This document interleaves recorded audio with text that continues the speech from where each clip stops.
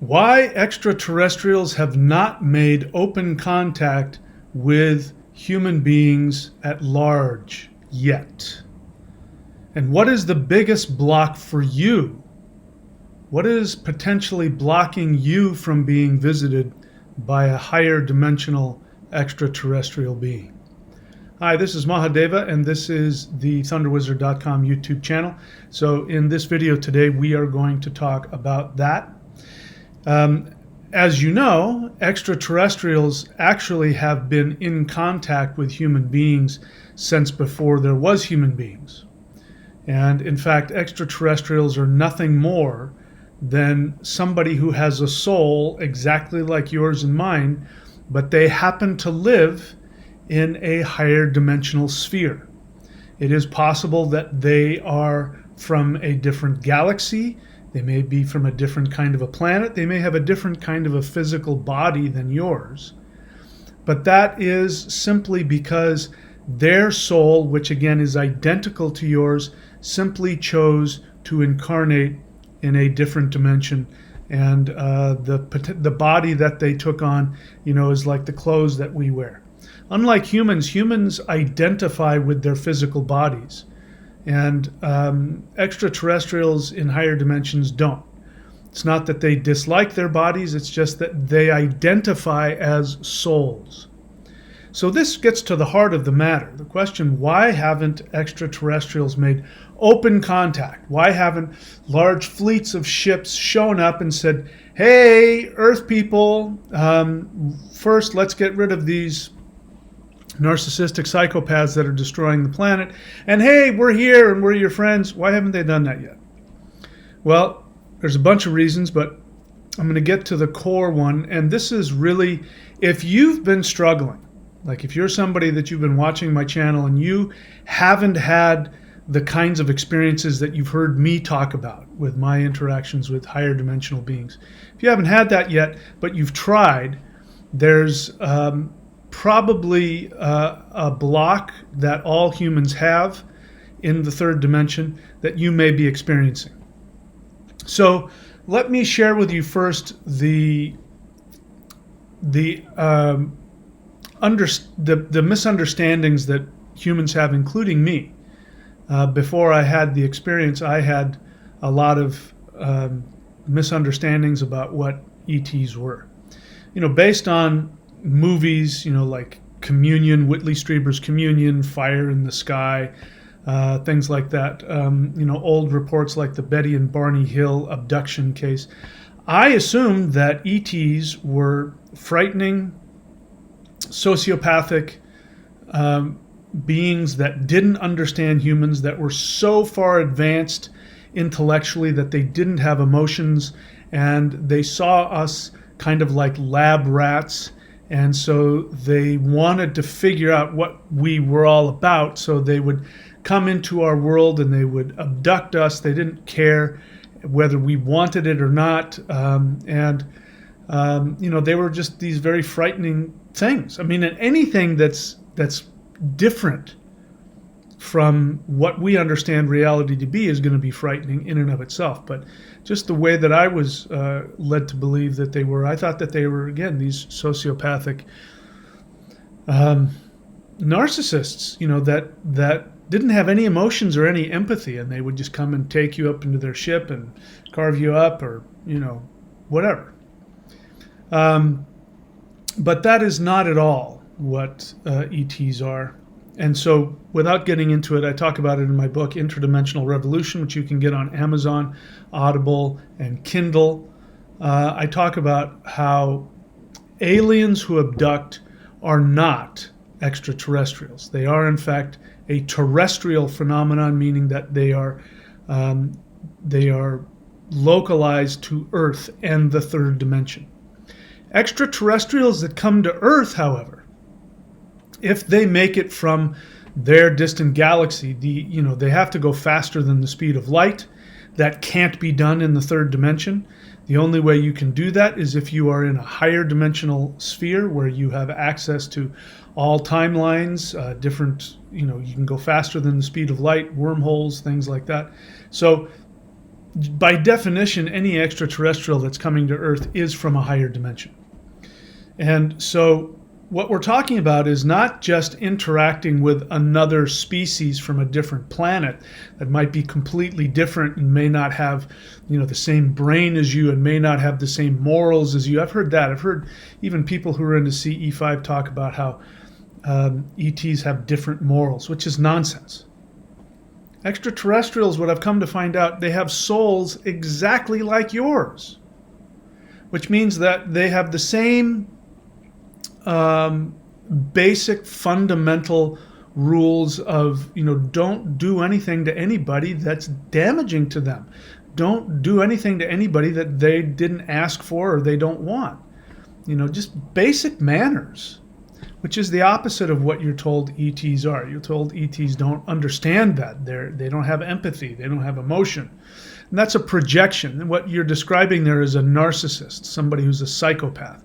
And so that's why we're so afraid of aliens. But so if they're so loving, which they are, they're full of love. They are, when you get above 3D, it's impossible to have negative emotions like hate, fear, competition, jealousy, judgment. It's impossible to have these feelings at higher dimensions. So that means that these beings are full of love, and because they're in a higher dimension, they actually can feel all of your feelings and all of your thoughts. They have no judgment towards you whatsoever. So if that's the case, if they're so loving and they're so accepting, then why haven't they made open contact with all humans? Well, there's a very good reason, and it has to do with the third dimension interacting with the fifth dimension and above. In the third dimension, we live in a dimension that is characterized by the illusion of isolation. So we feel alone. We feel alone in our thoughts. We literally can stand next to somebody and have a whole bunch of thoughts going through our head, and the person next to us can't hear or understand your thoughts. If they're very intuitive, maybe they might feel some strange emotions coming from you, but nobody can really tell what you're thinking. That's why people say, "What are you thinking?" But for a fifth dimensional being, they can easily read every single thought that's going through your mind. They can feel every single emotion. Not only that, they get an instant take on where you've been. They know where you came from, where you're going, because they're in the fifth dimension. So they can see multiple times. They can go back in time or go forward in the future simultaneously. So this idea that they have to experiment on you to figure you out is nonsense. They know everything about you simply by the fact that they're a fifth dimensional being. Sounds a lot like an angel, doesn't it? Sounds a lot like a spirit guide. And as it turns out, that's what angels and spirit guides have always been. They are souls, which is why we call them angels, why we feel a positive connection to the thought of an angel or a guardian angel that's with you all of your life 24/7, spirit guides that are with you 24/7. And as long as we view them as a human thing, then we feel okay about it. But as soon as we bring in extraterrestrials, people get all bent out of shape. But the truth is that's what extraterrestrials that come to Earth, I'm specifically talking about the ones that come to Earth, that's what they are. So again, the question, why haven't they just said, "Hey, we're here, we're the angels, we're your guardian angels, we're your spirit guides, it's okay, let's have a great life, let's change the world"? Well, because as I said, in higher dimensions, they have nothing but love. Now, here's the thing. It is part of being a human being that to be truly seen and truly loved beyond what you're capable of comprehending in the third dimension is actually incredibly frightening. So what happens is when an extraterrestrial, if they were to magically appear in front of you without your reaching out to them, if they were to appear in front of you, that first of all would break through the third dimensional barrier. That in and of itself would frighten the crap out of you, because anything that goes beyond three dimension, your three-dimensional body will be traumatized by that. It's very frightening. because it would feel like death. Because the truth is, that's what dying is. You know why dying people, they can see things, they can see people, they can see spirits. It's because they're moving away from the third dimension and they're going into a higher dimension. It doesn't frighten them. They're letting go of their life. But if you're still alive and you're still healthy and you still got some time left, you are very interested in your life and you want to be alive. And so the survival instincts of your third dimensional brain and body would flip out if a fifth dimensional being were to completely appear in front of you. So that's the first one. That's a real thing. You have to be aware of that if you're going to do any human-initiated contact, which I recommend that you do. You can just be aware that there's going to be some things that might be frightening to you at first. I was scared out of my mind the first time I made contact consciously with a higher dimensional being. So that's the first thing. But the real reason why it's so frightening is because to be fully seen and fully loved is something that almost never happens in the third dimension. And it is very, very challenging for us because most human beings have some trauma. They've been through some dysfunction. They've experienced some kind of narcissistic, abusive experience, even if it's just living in our narcissistically abusive society. Our religion, our, just being bullied as a kid. Even for some people, they've gone through some serious trauma and abuse with their dysfunctional family of origin. So to be fully seen and fully loved is so completely foreign to our experience that in itself is very frightening. Now, what will happen? This is unfortunately true, the more traumatized you've been, the more frightening true love will be. So one of the interesting things that happened with me early on is that I would experience unbelievable love, unbelievable acceptance, still the things that these beings say to me and tell to me are so unbelievably loving and so, it's just phenomenal. I haven't even shared a lot of the things that they say. If you've done it, you already know what I'm talking about. But what happened first few times is that I would experience this and then my brain would go, how can I be that wonderful? I'm just a human. And then, of course, all of the programming, the negative programming, I'm no good, I'm not good enough, I'm not smart enough, nobody will love me, whatever it is, those things start to come up. And they're in direct conflict to a being that is extremely powerful and very loving and telling you you're the most wonderful, perfect being. You're as perfect as a being can get, which is true for everybody, by the way. And to know and to feel this energy and feel that you're being seen and loved on the deepest level, I actually had paranoid reactions to that. There was in the beginning when I thought they were manipulating me, they were lying to me. Why are you saying this? What do you, because to have somebody give you compliments to that degree in the third dimension usually means that they're trying to get something over on you.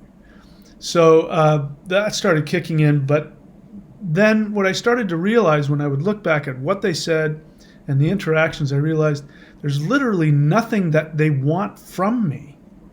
They only want to help me. That's the only thing they've ever done has been loving and helpful to me. They've never once asked anything of me. They've only given to me. And why does that cause such trauma? It's because to be fully seen and fully loved means that you have to get past the barrier. The barrier is what you create to protect yourself in the third dimension. So we do this, we have to protect ourselves from people. You can't just give your soul 100% to everybody because somebody is going to take advantage of that. Somebody might hurt you and throw you aside. Somebody might reject you to be that vulnerable is extremely frightening, and somebody really has to earn that. But even, in our deepest relationships, we still keep some things to ourselves, and we still hold, some kind of ability to be able to, that's it, I'm out of here, and go and protect ourselves if we need to. Because human beings die on us, they reject us, they hurt us, even if they don't mean to. So what happens when you're in the presence of a being who won't ever do any of those things? Who has infinite love stronger, more intense, more concentrated than you can possibly imagine. To be in that immediately makes you vulnerable, and all of those defenses that we carry with us all the time, like armor, just to be a human in the third dimension we carry it, those defenses start to crumble and they fall apart. And that you can go through a tremendously traumatic experience, because then you have to live through all of the hurt, all of the pain, all of the rejection, all of the sadness, all of the negative things that you've gone through, going all the way back to your childhood. You have to experience them and let them go to allow that love to fully penetrate. So these beings know that. And it's, I can't speak for them. I don't know what it's like. Excuse me. But I would imagine if I were in their position, it would be very sad to not be able to express the depth of love that you have for somebody, because if you did, they wouldn't be able to handle it. They just couldn't handle being loved completely. So a lot of times, people will have experiences with higher dimensional beings, and you'll sense the power, but you go, I haven't felt that intense love that you talk about. But if you really go back to those instances, or if you do it again, you sit with yourself, you realize you're the one that's preventing that from happening. And if you ask them, how is it that, I'm not feeling all this love, they'll tell you, because you're not letting us. You've got a wall up, and, we can't get in. If you're having a hard time communicating with them, because they communicate telepathically, which means that a thought will come into your mind, and it will be in your own voice and your own words, your own vocabulary. And so it's sometimes very confusing, because you can't tell if that was your thought or if that was, the ET whose presence you feel. And so in order to really let the experience unfold, you have to allow yourself to just have a fantasy, and you fantasize about what you think they're telling you. And I know it sounds very counterintuitive, but you'll also feel all kinds of energy coming to you. And so what I've learned to do, which has helped me immensely, in fact, I had to do it in order to save my sanity. To be clear, I believe that ETs came at me with a lot of energy and with intense communication, because I wanted that. I knew that it would frighten me, and I was prepared to sacrifice whatever it took in order to truly have a deep experience with them. So bear in mind, what happened to me may not happen to you, but I went through a period where I thought I was losing my mind. And interestingly enough, because you would think, you start to think that you're becoming like deluded. But here's the thing: people who are deluded, who think they are God, who think that they rule the universe, people who think that and they're deluded, they don't have any doubts about it. They're going to prove to you that it's true. But when you're given information from these higher dimensional beings that tell you what an amazing person you are, and they start telling you things about yourself from the fifth dimensional perspective that's just absolutely unbelievable. You've never accomplished anything like what they just got through telling you are. Then it's like the opposite. You start thinking, am I delusional? But delusional people don't ask themselves that question. And again, it's because we have been devalued. We live in a society that devalues us. Our parents devalue us. Our schools, our teachers devalue us. Our society devalues us. Our religion devalues us. Our government devalues us. Banks devalue us. We are constantly being devalued and told that we are less than, which is basic. In case you want to know what communism is, communism says you as an individual don't have any worth or any value. Your only value is to the state or to the group. Sound familiar? That's what we've been told for the past 3 years what we need to do. As Arnold Schwarzenegger said, screw your freedom. He doesn't realize it, but he became a communist at that moment. So ETs are the opposite of that. They are absolute individualists.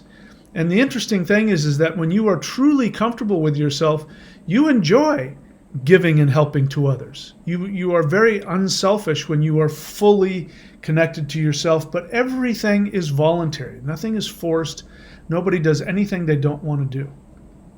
So the biggest block for you to have a connection will be your own self-directed negativity, your own self-hatred, your own self-doubt, all of that. That is the block that blocks them, because that blocks love. I know I've experienced this. I've dated women, and I'm a very, when I fall in love, I'm a very loving guy. I really give my whole heart and soul to whoever I'm with.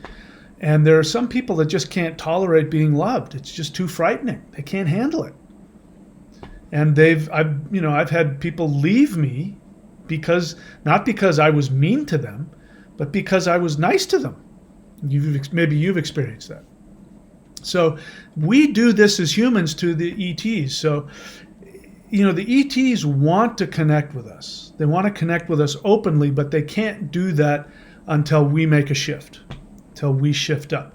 And that's what's coming with this ascension you're hearing so much about. That's what the solar flash is all about. That's what the event is all about. And it is coming. It's coming very soon. In the meantime, if you want to break through that block between yourself and higher dimensional beings full of love who've known you from the moment since before you were born and know you on a soul level, if you want to connect with them, there are things that you can do. That's what the Warrior 90-Day Challenge is about. If you go just simply subscribe, thunderwizard.com, subscribe to the Warrior 90-Day Lightning Qigong, go and simply go to the video and press play and just follow my directions. You will open yourself up and you will have greater ability to feel all of those repressed feelings and release them, as well as open yourself up for more love and more power and more trust. You'll learn how to trust the universe. You'll learn how to trust yourself. You'll open up your heart center. I've already talked about the triune energy practice that you can't find anywhere else. To my knowledge, I'm the only person that synthesized it, which is Qigong, Kundalini, and the lightning energy of the heart. I'm the only person that synthesized a practice, to my knowledge, that allows you to have that, destroying negativity. And so if you do that and continue to watch this video, you'll understand how to do that. And of course, there's the 3-step process of manifesting from a higher dimension, which is first you need to know your true soul desire, and not what you think you're supposed to want or the things you think you want based out of your fear, like I want to win the lottery and have a big house. That's not your soul desire. When you know what your true soul desire is, and then through the meditative and energetic practices, wherever you find it, whether on my channel or someplace else, you then go to the 5th dimension and you see your perfect reality. You come back into the 3D, and then you take action according to what you saw, not according to the devaluation that your mind and your body and your society is telling you to do. You take risks and you go in the opposite direction, and you give yourself the deepest desires of your heart. And by doing that alone, you start to shift to a higher dimension, and you also help everybody else shift to a higher dimension. I teach you how to do that in the Warrior 90-Day Challenge. All of the stuff that I teach will do something along those lines. Courses.thunderwizard.com, all of my services and books, etc. My new book, Interdimensional Revolution, I think you'll like. Go to audiobooks.thunderwizard.com to see all of my audiobooks, including The Secret Shamanic Commandment to a Perfect Life, which will tell you how to find your soul desire. If you're tapping into that link from outside of the U.S., make sure you click the U.S. link so you can see it there. And of course, the interdimensional meditation course, which is my techniques of how I connect to higher dimensional beings. So all of that's available to you. Go check it out at thunderwizard.com. I wish you guys all the best, and I will see you all very soon. Take care.